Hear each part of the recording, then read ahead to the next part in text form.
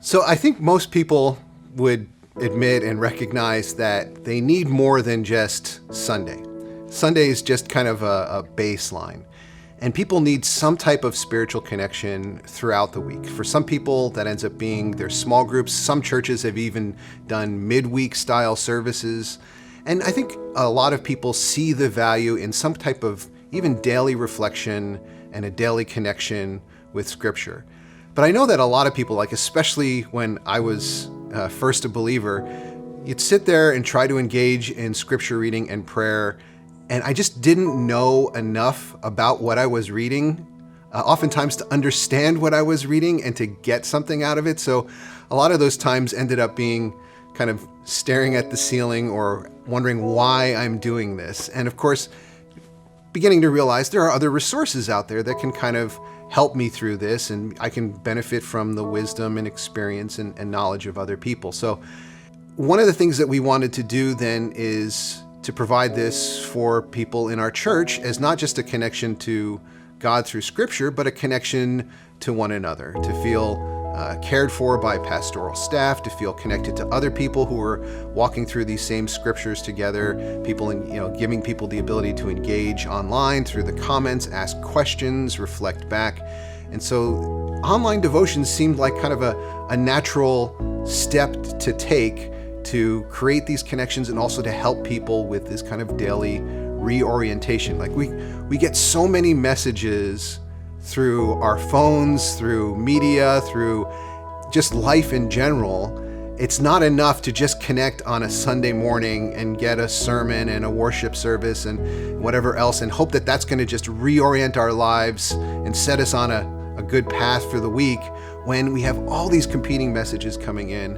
And so quite often it's this kind of daily reflection that can renew us and reorient us. So the way the Devos work is basically Dave and I, or George and I, whoever it is, we'll film these devotionals, we'll post them online, and I try really hard to keep them to 15 minutes length limitation. And basically we'll read a passage of Scripture, we'll talk through some of the kind of historical and other issues around interpretation and what it meant for them. And the rest of the time we'll spend is, what does it mean for us? So understanding what it meant for them, the original audience, asking that question, what does it mean for us now? And that's the part where we will often bring in things that are happening in our world or things that have happened in our own lives and share stories and hopefully come away and distill it down to at least one kind of insight or encouragement or exhortation, something that people can take with them to help reorient their day for that day. I think it's a really helpful practice for people to engage in, and online is just one of the kind of most effective ways for us to create that for a large number of people in our church. Another aspect of what's been good about the Devos that I wasn't expecting at all has been how a number of couples and families have actually been watching these together, and I'll get to interact with people who tell me about like kind of the questions or insights or reflections that their kids had.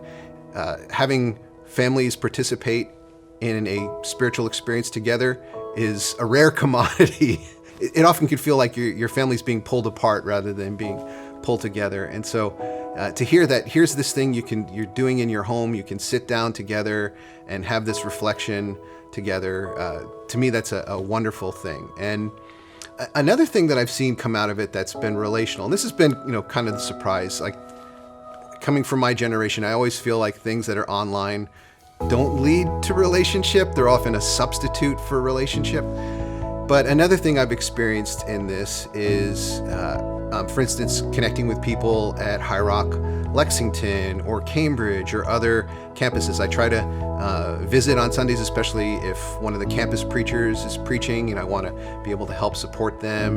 But then I also run into people who will talk to me about something in the Daily Devos, and it's kind of like this weird kind of minor celebrity, like in that I don't know, a lot of times I don't know who these people are, but they seem to know intimate details about my life because a lot of the details will bring up personal stories.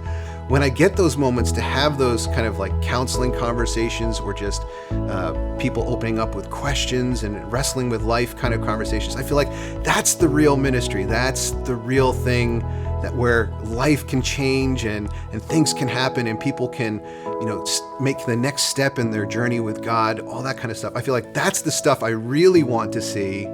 And so many of the other things are to build. Like, again, I said this is an exaggeration. I do think there's value in these other things, but one of the greatest values perhaps is this ability to create these connections. And so even if there weren't as much interest in the Devos, I mean, there is, but even if there wasn't, I would still think there'd be value because of this ability to kind of journey together and develop these relationships where we're seeking God together and wrestling with some of the same questions together. This kind of daily connection, this ritual of connecting with each other, just those daily touch points create that real opportunity for meaningful connection to sprout up naturally.